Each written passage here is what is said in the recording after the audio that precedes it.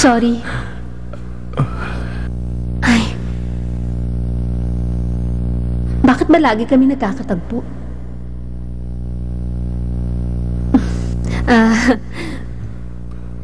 Good evening. Late na. Bakit nandito ka pa rin? Bakit ikaw? Anong ginagawa mo dito? Meron kasi akong hinahanap. Pag nakita ko yon, uuwi na rin ako. Sige. Tutulungan na lang kita. Bilang kapalit ng ginawa ko sa'yo. Hindi na kailangan.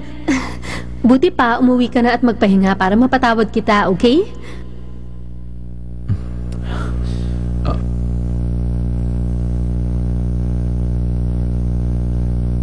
Ano bang hinahanap mo?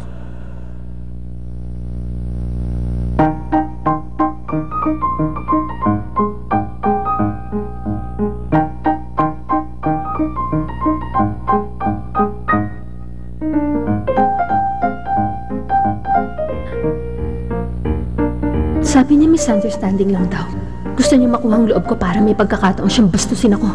Naku naman, siguro isa siyang staircase maniac.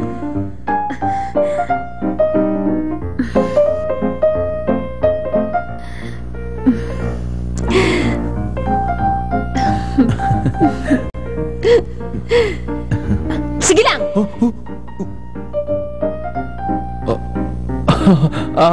Okay, yan ba ang hinahanap mo? Hindi.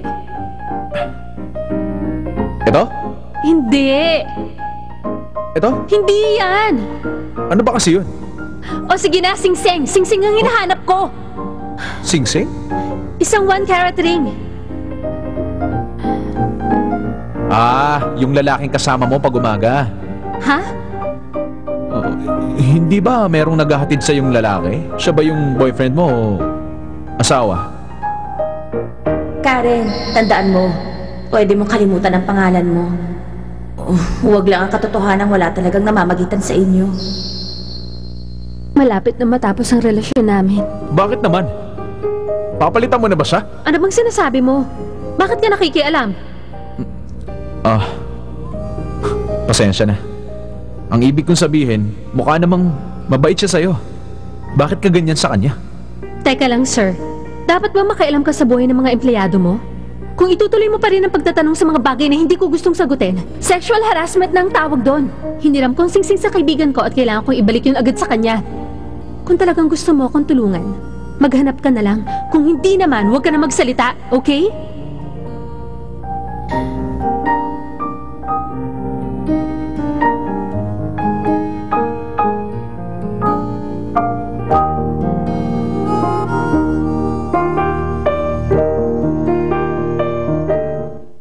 Kung nandito lang ang taong yon, mas masaya siguro. Sino? Noon, may batang lalaki lagi nag-aayos ang locker ko. Pero napunta na siya sa Amerika. Ang totoo, ako nang iwan sa kanya. Ganon? Bakit hindi mo hanapin? Wala ka bang panghinayang man lang? Hindi ko ipipilit ang sarili ko. Aalis na lang ako. Paglalayo sa'yo. Mamamatay na ba ako?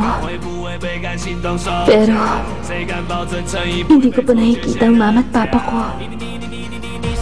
Okay na rin to. Para hindi ko na kailangan problemahin si JD Song. Hindi marunong lumangoy si Karen. JD Song, umiiyak na ba ako?